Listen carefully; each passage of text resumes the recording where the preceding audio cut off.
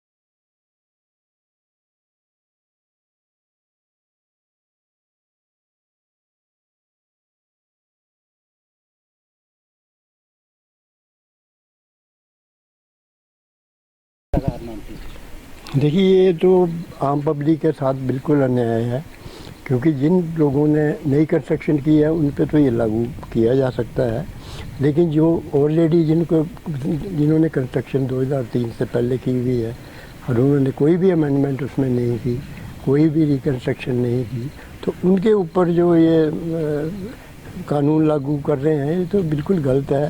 कि उनको notice issue करने का क्या मतलब है? जो उन्होंने पेमेंट करनी थी वो कर चुके और टाइमली भी वो पेमेंट कर ही रहे हैं, उनको भी नोटिस इशू किए गए हैं। तो ये तो बिल्कुल पब्लिक के साथ अन्याय है।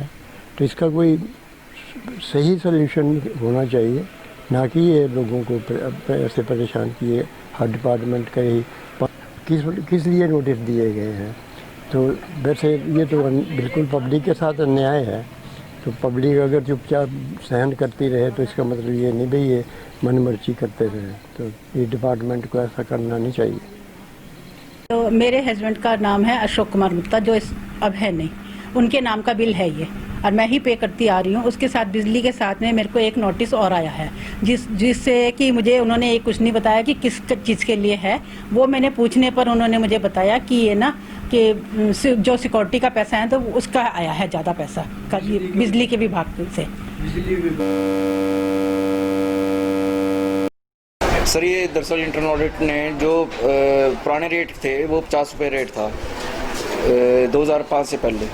अब ये रिवाइज होकर रेट 170 रुपये पर किलोवाट का हो गया है। उसके बीच में जो डिफरेंस है वो उस चीज़ को इंटरनल ऑडिट ने वर्कआउट करा और उसको हम चार्ज कर रहे एडवांस में नोटिस दे के ना लोगों को। और ये रेट भी इस वजह से बढ़े कि उस टाइम पर यूनिट रेट भी 30 पैसे या 50 पैसे पर यूनिट होता था, तो बिल भी 100-150 रुपये के आते थे।